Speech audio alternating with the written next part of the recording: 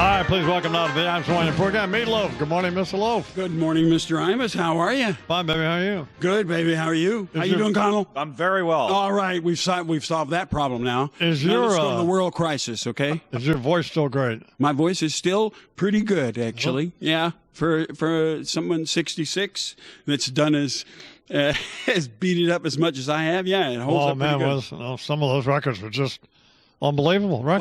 Well, we still do Bat to Hell, Yeah. Paradise, took the words and from Bat to Hell and one other song in the same key we recorded.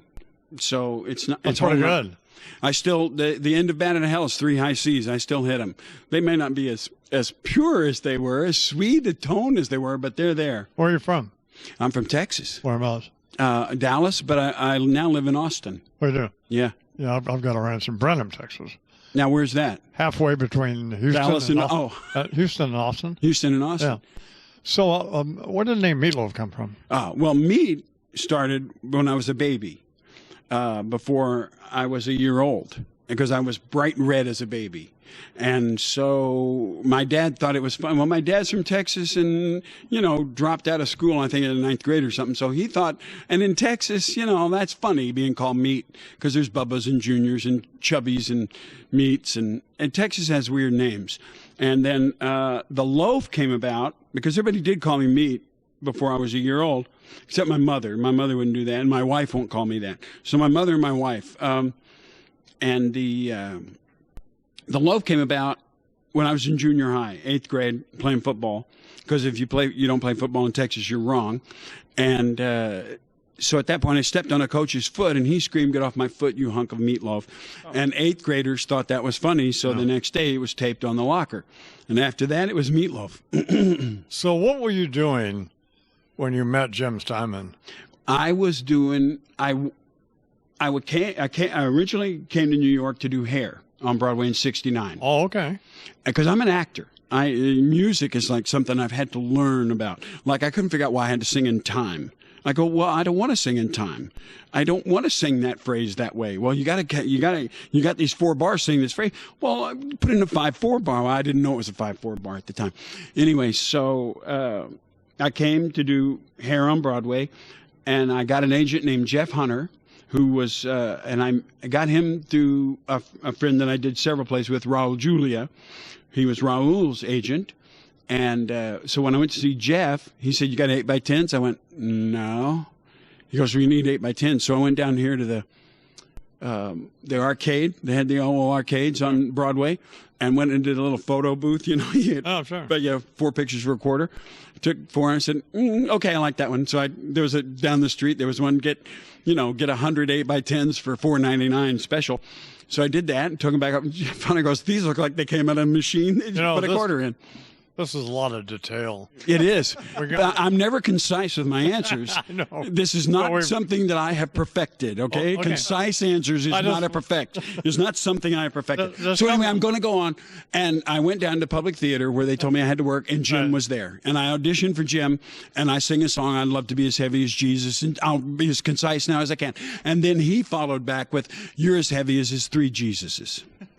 Are you still on speaking terms with him? Oh, yeah. You guys didn't have a falling out? I wrote him we talk on email all the time. I wrote him an email last night, went, "Yo, Jim, yo, I'm going on Imus tomorrow." Well, Jim Steinman, he's the guy, because he's the guy who wrote all the songs in Bat Out of Hell, right? Yes. Now, did he produce it, or did Todd Rundgren? No, Todd Rundgren produced it.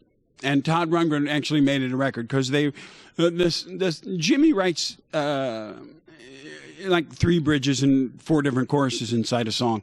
But you know what? I've gotten so used to that they're great songs. Unbelievable. So, I mean, I've gotten so used to that I can't imagine a song not being that. And so when people they send me songs for submission for recording, because I've recorded other things, but I have a real problem when it doesn't have a pre-chorus and a bridge, or something else going on. So you guys made a deal with Cleveland International.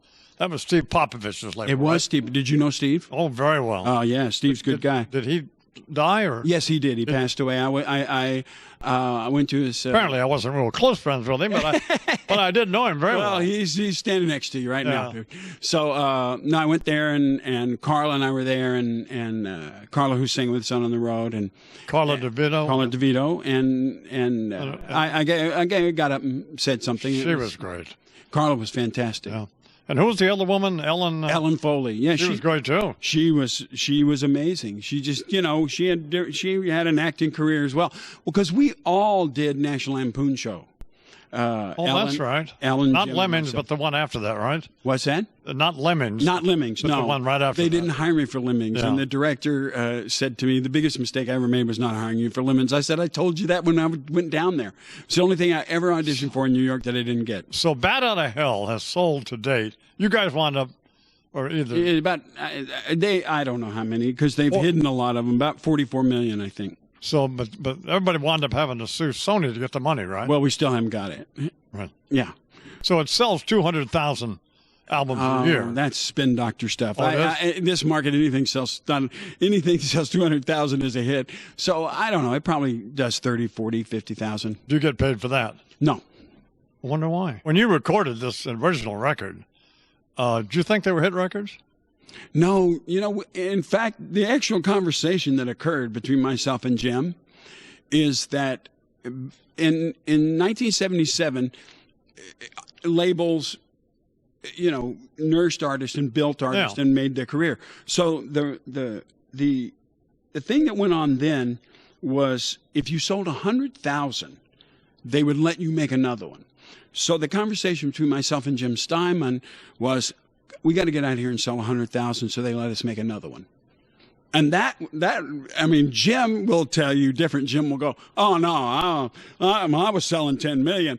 Yeah. But we did have a conversation. I said, we just need to sell 100,000, Jim, so we can make another one. But Jimmy's funny, and Jimmy I like Jim. Yeah, Jimmy's great. So you had to remind me you and Jim were on the show before. Yeah, if you did, Jim and I were both on. Jim and I were so excited going on your show. Sure. We were huge fans. I used to get up in the morning just to listen to you. And at that age, you're not supposed to get up early in the morning. It's very nice of you. All right, man. The great Meat Loaf.